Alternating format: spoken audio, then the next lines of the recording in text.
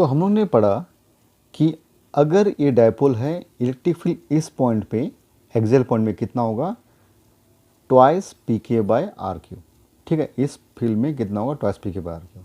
अगर मैं इस चार्ज को उठा के यहाँ रख दूँ तब क्या होगा? अगर मैं पॉजिटिव चार्ज यहाँ रखता हूँ तो ए इसे रिपेल करेगा और इसे ए अट्रैक्ट करेगा। सो ना तो ये चार्ज इधर जाएगा, ना तो ये चार्ज इधर जाएगा, बल्कि ये जाएगा इस साइड। तो हमें निकालना है net electric field. So electric field to electric dipole at equatorial point. तो मैंने क्या किया, यहाँ पर टेस्ट चार्ज को रख लिया। आप टेस्ट चार्ज को नहीं रखने से भी यहाँ फोर्स अप्लाई करेगा नेचुरली।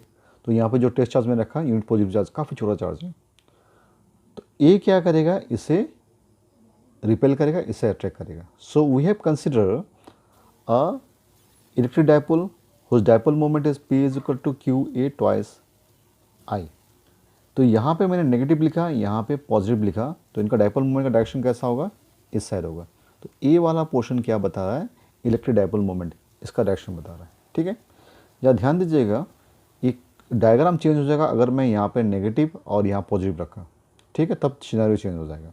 तो फिलहाल आप इसको इस तरह ड्रॉ कर सकते हैं, ये नेगेटिव है पॉजिटिव। ठीक है, तो अगर मैं यहाँ पे इन पॉजिटिव चार्ज रखता हूँ तो होता क्या है कि ए इसे रिपेल करेगा, वेरस ए इसे अट्रैक्ट करेगा। तो अब ये यहाँ पे डिस्टेंस सेंटर से कितना है, आर है, ए इसका ए हो गया। तो ए वाला डिस्टेंस कितना होगा, बाय पाइथागोरस थ्योरम हमें ए मिलेगा, ए बाय पाइथागोरस थ्योरम ए मिलेगा। यानी कि दोनों साइड अगर इक्वल है, मतलब इक्वी डिस्टेंस है, एक Q not from minus charge as well as the plus charge, so this means they are forming what, isosceles triangle. तो आइसोसेलेस ट्रायंगल तो ए एंगल सेम रहेगा। ठीक है, अब ज़रा ध्यान से देखिए, ए इसे रिपेल कर रहा है, ए इसे अट्रैक्ट कर रहा है, यानी कि नेट कैसा होगा, इस साइड होगा। क्लियर, इस साइड फोर्स अप्लाई करेगा, इलेक्ट्रिक फील्ड का डायरेक्शन इस साइड होगा। तो जहाँ देखिए, ए अगर पैरेलल लाइन है तो हम लोग दोनों, क्योंकि डायपोल है तो दोनों dipole equal and opposite forces apply करेंगे। ओके, इलेक्ट्रिक फील्ड सेम होगा, तो इनका नेट डायपोल होगा, नेट इलेक्ट्रिक फील्ड होगा ऐसा। तो ए अगर पैरेलल है, ए इसका क्या होगा, ए ट्रांसवर्सल है, ए थीटा हो गया, ए भी थीटा हो जाएगा। तो नेट इलेक्ट्रिक फील्ड निकालने के लिए हमें पता है, एक वेक्टर हो गया, एक वेक्टर हो गया, नेट ऐसा हो गया। From the parallel law of vector addition हम निकाल सकते हैं इसके। ई नेट कितना हो जाएगा, root over E1 square E2 square plus twice E1 E2 cos, दोनों के बीच का एंगल कितना है, ट्वाइस थीटा, तो इसे हम लेंगे कॉस थीटा। ये मेथड 1 है। The same question can be solve with the help of, हम इस मेथड से भी इसको सॉल्व कर सकते हैं। कैसे, या ध्यान से देखिए, यहाँ पे हम इस इलेक्ट्रिक फील्ड को, इलेक्ट्रिक फील्ड इधर अप्लाई कर रहे हैं, इसे हम E1 मानते हैं। ठीक है, अब जरा ध्यान से देखिएगा, ए एंगल थीटा हो गया। So this is vector quantity resolve to component. एक कंपोनेंट हो गया ए परपेंडिकुलर कंपोनेंट ए वाला, और एक बेस कंपोनेंट हो गया। बेस कंपोनेंट क्या होगा, E1 कॉस थीटा हो जाएगा, और परपेंडिकुलर कंपोनेंट क्या होगा, ए वाला E1 साइन थीटा हो जाएगा। ठीक है, सिमिलरली E2 एक वेक्टर क्वांटिटी है। ठीक है, A B resolve to component, एक कंपोनेंट ए वाला हो जाएगा, जो बेस कंपोनेंट होगा E2 कॉस थीटा, जो परपेंडिकुलर कंपोनेंट होगा कितना है, E2 साइन थीटा। ठीक है, अभी जो नेट फील्ड अप्लाई करेगा, इस साइड अप्लाई करेगा, और ये दोनों इक्वल एंड ऑपोजिट है, ये कैंसिल हो जाएगा। अभी हम पता करेंगे कि एंगल तो दोनों सेम है, लेकिन E1 और E2 भी सेम होगा। ठीक है, तो नेट इलेक्ट्रिक फील्ड इधर अप्लाई करेगा। सो नेट फील्ड कैसे निकालेंगे, इन दोनों का वेक्टर सम कितना हो जाएगा, it is E1 cos theta plus E2 cos theta. तो इन दोनों में से कोई भी हम मेथड यूज़ कर सकते हैं। ठीक है, फिलहाल हम पहले मेथड 1 यूज़ करेंगे electric field to dipole at equatorial point निकालने के लिए, फिर मेथड 2 को हम लोग डिस्क्राइब करेंगे। सबसे पहले हम इस मेथड को डिस्क्राइब करेंगे। तो first of all you consider individual charges, पहले इंडिविजुअल कंसिडर करें। ठीक है, case 1 electric field due to electric dipole of charge A1 at point P। मतलब A1 इसको कितना इलेक्ट्रिक फील्ड अप्लाई कर रहा है उसको पहले देखते हैं, फिर बाद में इसको। ठीक है, तो हमने पढ़ा था इलेक्ट्रिक फील्ड का फॉर्मूला क्या था, ए इज इक्वल टू के क्यू बाय डिस्टेंस स्क्वायर। तो क्यू मतलब ए चार्ज, तो ए किधर फोर्स अप्लाई कर रहा है, इलेक्ट्रिक फील्ड अप्लाई कर रहा है, इधर अप्लाई कर रहा है। सो ए इज इक्वल टू के क्यू, और इन दोनों का बीच का जो डिस्टेंस है कितना है, आर स्क्वायर ए स्क्वायर, तो उसका स्क्वायर। किस साइड अप्लाई हो रहा है electric field, along A P, इस डायरेक्शन में, ठीक है। तो अगर इसका स्क्वायर लेते तो रूट हट जाएगा, तो this is K Q by R square along A to P, this is our equation number 1। अब आते हैं, इसको भूल जाते कुछ देर के लिए, अब इसको मान लीजिए। So what is the electric field due to at point P, तो ए तो इसे अट्रैक्ट करेगा, इसका इलेक्ट्रिक फील्ड का डायरेक्शन इस साइड है।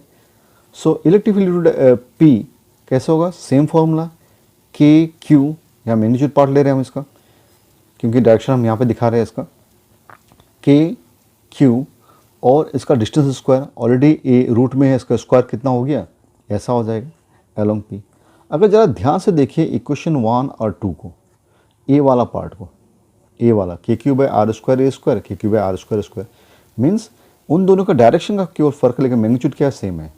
तो this one and this one equal to E मान लेंगे, K Q by R square square, तो ये मेरा इक्वेशन 3 हुआ, ठीक है।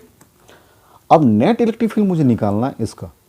सो नेट इलेक्ट्रिक फील्ड क्या होगा, E1 E2, ठीक है, E1 E2 twice E1 E2 cos 2 theta, ठीक है, इस तरह से 2 थीटा हम लिख सकते हैं। इसका डायरेक्शन क्या होगा, इस साइड होगा, तो यहाँ पे ए प्लस आई, ये क्या होगा माइनस आई। तो सिंस E1 E2 दोनों सेम है, twice E2 square twice sorry ये दोनों E1 E2 दोनों सेम हो गया, इसे E माना था, ट्वाइस E स्क्वायर, और ये दोनों सेम हो गया ई स्क्वायर cos 2 थीटा हो गया, इट इज़ आई। अगर यहाँ पे हम कॉमन लेते हैं ट्वाइस ई को 1 प्लस cos 2 थीटा, तो हमें पता है 1 प्लस cos 2 थीटा का फॉर्मूला होता है 2 cos स्क्वायर थीटा। अगर हम यहाँ पुट कर दें 2 and 2 4, सभी रूट से बाहर निकल जाएगा 2e cos थीटा।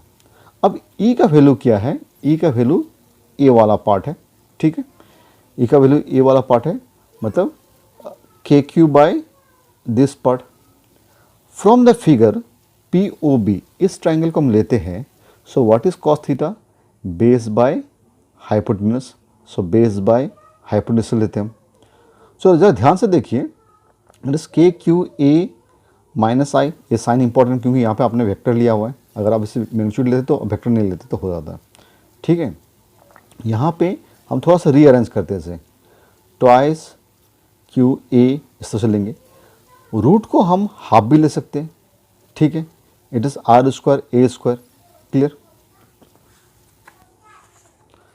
अब नेक्स्ट पार्ट में देखिए जरा, ऐसे ए वाला जो पोर्शन था ट्वाइस क्यू ए, ठीक है, ट्वाइस क्यू ए, ए वाला जो पार्ट था, मैंने इस डायग्राम में इसे पी क्यू इस तरह से लिया था, दिस, तो यहाँ पे इसे हम रिप्लेस कर देंगे, ये टोटल पार्ट को we will going to replace this one, ठीक है। अब यहाँ पे हाफ है और यहाँ पे 1 है, जा देखिए इसके, तो this is nothing but half plus 1 3/2 हो जाएगा। So this is nothing but the 3/2 minus P K by, so this means what, यहाँ पे एक नेगेटिव साइन आया था, देखिए इस नेगेटिव की वजह से E net is equal to minus P K by R Q, लेकिन वहाँ पे ऐसा नहीं था, एक्सेल फील्ड में ऐसा नहीं था, तो ये क्यों आया, जरा ध्यान से देखिए, यहाँ पे डायपोल मोमेंट का डायरेक्शन इस साइड है और यहाँ पर नेट इलेक्ट्रिक फील्ड का डायरेक्शन कैसा है, ऑपोजिट है, this is towards positive axis and this towards negative axis, इसी वजह से यहाँ पे एक माइनस साइन अपीयर हो गया। अगर एक डायपोल काफ़ी छोटा होता, so we could have neglect this A square, इसको हम नेगलेक्ट कर सकते थे, यहाँ से अगर नेगलेक्ट कर दे, इसको 0 मान लीजिए, बहुत छोटा नंबर है, हटा दीजिए इसे, तो if you multiply this one, this 2 2 cancel out, so this is minus P K by R Q. Here यहाँ में नोट करिएगा कि यहाँ पे इलेक्ट्रिक फील्ड और डायपोल मोमेंट क्या है, ऑपोजिट है, लेकिन ये केस हमारा वहाँ पे नहीं था। अगर आप देखोगे इस केस में एक्सेल पॉइंट में डायपोल मोमेंट का डायरेक्शन इस साइड है और इलेक्ट्रिक फील्ड का डायरेक्शन भी इसी साइड है, क्योंकि ए पॉजिटिव यहाँ पे रखा है। लेकिन अगर एक्सेल इक्वेटोरियल पॉइंट में इलेक्ट्रिक फील्ड इधर है और डायपोल मोमेंट का डायरेक्शन इधर है, they are opposite to each other, clear. तो अब हम यूज़ करते हैं मेथड 2, सेम चीज़ को निकालने का मेथड 2। बाकी आपका डिराइवेशन यहाँ तक सेम ही होगा, इस पोजीशन तक आपका डिराइवेशन सेम होगा, यहाँ से चेंजेस आएंगे। सो दिस मीन्स यहाँ तक आपको कॉमन लिखना पड़ेगा और यहाँ तक चेंज करना पड़ेगा इस पर्टिकुलर डायग्राम के लिए। ठीक है, इस पर्टिकुलर डायग्राम में ज़रा ध्यान से देखिएगा। जैसा मैंने बताया था कि E1 resolve into component, E1 cos theta और E1 sin theta, and this is E2 cos theta and E2 sin theta. यहाँ पे E1 और E2 मैंने सेम बताया था। अगर दोनों सेम है, they are equal and opposite, इसका मतलब ये दोनों पार्ट क्या होगा, कैंसिल हो जाएगा। ठीक है, क्लियर। अब बचा क्या, ये वाला पार्ट। इसका मतलब नेट इलेक्ट्रिक फील्ड क्या होगा, net electric field is equal to E1 cos theta, E2 cos theta, और इसका डायरेक्शन क्या होगा, इस साइड, इसलिए मैंने यहाँ पे माइनस लिया, idea sorry. E1 and E2 are same, जैसा हम लोग ने अभी देखा था कि E1 और E2 क्या है, दोनों सेम है। तो यहाँ पे E, यहाँ पे E, ये इसका मतलब twice E cos theta minus I cap हो गया। जैसा मैंने अभी बताया था कि cos थीटा क्या हो जाएगा, it is A by root over R square plus A square. तो यहाँ पे अगर cos थीटा की जगह पे A लिखते हैं हम लोग, ठीक है। So this will become R square plus A square 3/2, ए हमें मिल जाएगा। अब ज़रा इसको रीअरेंज करते हैं, इट इज़ Q ट्वाइस से आई कैप। ए वाला पोर्शन क्या होगा, this is nothing but the, it is a dipole moment, क्योंकि हम लोगों ने बिगिनिंग में कंसिडर किया this is nothing but the dipole moment. यहाँ पे सेम ले सकते हैं, ठीक है। तो अगर मैं इस वैल्यू को यहाँ पे रिप्लेस करता हूँ with P, it is minus PK by PK and this value will come for the short dipole, जैसा हम लोगों ने यहाँ पे लिया था उसके बाद सेम है। Short dipole we can neglect the A square, लेकिन यहाँ पे एक माइनस साइन आएगा, क्लियर।